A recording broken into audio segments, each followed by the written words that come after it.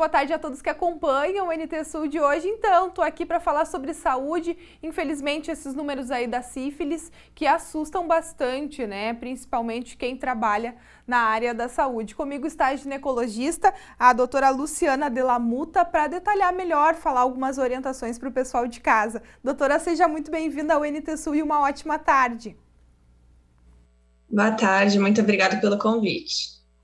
Então, doutora, o que é a sífilis? Tem sintoma? Como que a pessoa pode identificar que está com essa doença? Bom, a sífilis é uma das infecções sexualmente transmissíveis que nós temos. Ela tem sintomas, sim, mas ela tem algumas fases. Nós dividimos em sífilis primária, secundária, terciária, dependendo do tempo de evolução da doença. E algumas dessas fases têm sintomas e outras não.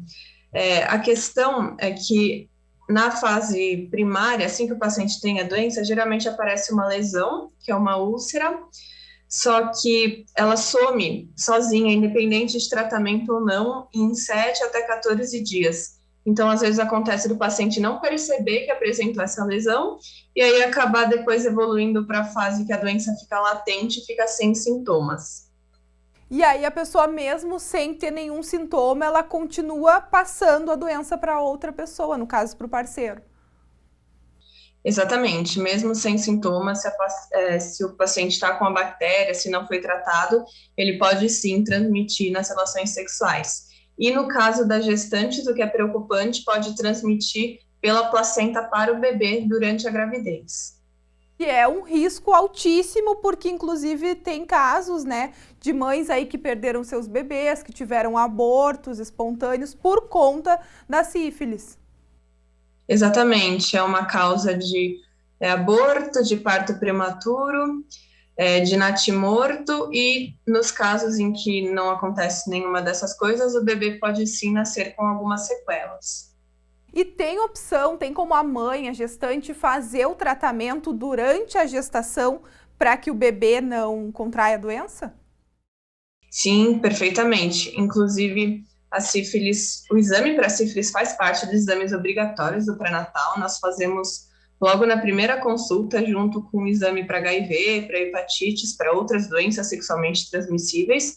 E vamos repetir ainda no terceiro trimestre da gravidez, com a paciente em torno de umas 28 semanas. E depois, quando essas pacientes internam para o parto, também é repetido tanto o exame para o HIV quanto para a sífilis. E se for diagnosticado durante a gestação, dá sim para fazer o tratamento, justamente para diminuir o risco de infecção no bebê. E de modo geral, esse exame é um exame de sangue? Isso, exatamente, é um exame de sangue. Dependendo do caso, se a gente identifica a doença logo na fase primária, que tem uma lesão, a gente pode fazer a pesquisa na lesão, mas no geral, na maioria das vezes, os pacientes apresentam-se sem sintomas, e principalmente no pré-natal, que entra como um exame de rastreamento dentro dos exames gerais que são pedidos para a gestante, aí são exames de sangue. E o tratamento, ele é fácil? Tem cura? Tem cura sim, essa é a boa notícia, e o tratamento é fácil. O tratamento é feito com a penicilina benzatina, que é a benzetacil. Dependendo da fase em que a doença se encontra, a dose pode mudar, mas no geral, a maioria dos pacientes encontra-se na fase latente, sem nenhum sintoma, então são feitas 3 doses, uma dose a cada semana. Falou aqui das gestantes, principalmente mulheres, mas os principais culpados pela disseminação da sífilis são os homens. 62% dos casos são identificados nos homens. Eles que a gente sabe que são bem mais resistentes aos exames de rotina, né, doutora? Sim, exatamente. Realmente, os maiores responsáveis pela transmissão da sífilis, estatisticamente, são os homens. É muito porque tem muita resistência da parte deles, também a gente sabe que o homem acaba procurando um médico menos do que as mulheres, e tem a questão de relações sexuais sem preservativos, né? Qualquer um que tiver uma relação desprotegida pode estar sujeito a adquirir a sífilis. Inclusive, quando um paciente tem o diagnóstico, nós sempre vamos pesquisar também no parceiro sexual desse paciente, justamente para evitar que, bom, primeiro para tratar esse parceiro, se ele também estiver infectado, para evitar que a paciente se reinfecte e que outras pessoas também sejam infectadas, né? A gente está falando da doença, da sífilis aqui, porque os números eles cresceram 16 vezes neste primeiro semestre de 2021, quando comparados com os dados do ano de 2010. Isso do período do ano todo de 2010, quando comparados só no primeiro semestre de 2021. Ou seja, é muito assustador o crescimento dessa doença no Brasil.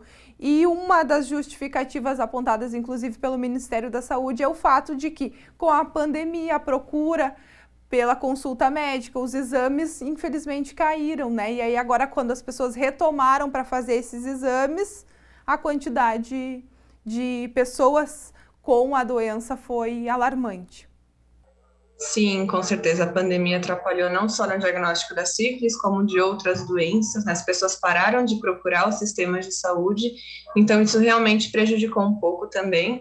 Mas o que nós vemos é uma tendência, não só aqui no Brasil, mas mundial, no aumento dos casos de sífilis. Isso é uma coisa que é realmente preocupante, da nossa parte da saúde, inclusive pensando nas gestantes e no risco de sífilis congênita, de transmissão da mãe para o bebê. Se a gente for pensar a questão do HIV, é uma doença que está extremamente controlada. O risco de transmissão aqui em São Paulo, na cidade, no estado, durante a gravidez para o bebê é mínimo. Em algumas áreas a gente até conseguiu zerar essa transmissão vertical, que a gente chama. É uma doença que exige um acompanhamento ao longo da vida, que não vai ser um tratamento único, que os remédios são muito mais caros, e a gente realmente conseguiu quase que zerar isso. E na sífilis, infelizmente, a gente vê esses números aumentando muito, em diversas faixas etárias também. Então tá, doutora, mais alguma coisa para falar para quem está em casa assistindo? Algo a acrescentar para essa questão aí de cuidado da saúde, né? Bom, acho que é importante nunca negligenciar os cuidados, manter a saúde em dia, passar periodicamente pelo menos uma vez ao ano no médico. E para gestantes, nunca deixarem de fazer um acompanhamento pré-natal adequado. Isso vai fazer toda a diferença para vocês e para o bebê também. Tá bom, doutora, muito obrigada pela participação aqui no NTSU, obrigada aí por todas as dicas, orientações, questões de tratamento também da sífilis, né? Essa doença que precisa ser controlada. Eu que agradeço, foi um prazer. Tá bom, conversei com a ginecologista Luciana Della Muta, ela que está lá em São Paulo, né? Aqui de forma online conosco no estúdio.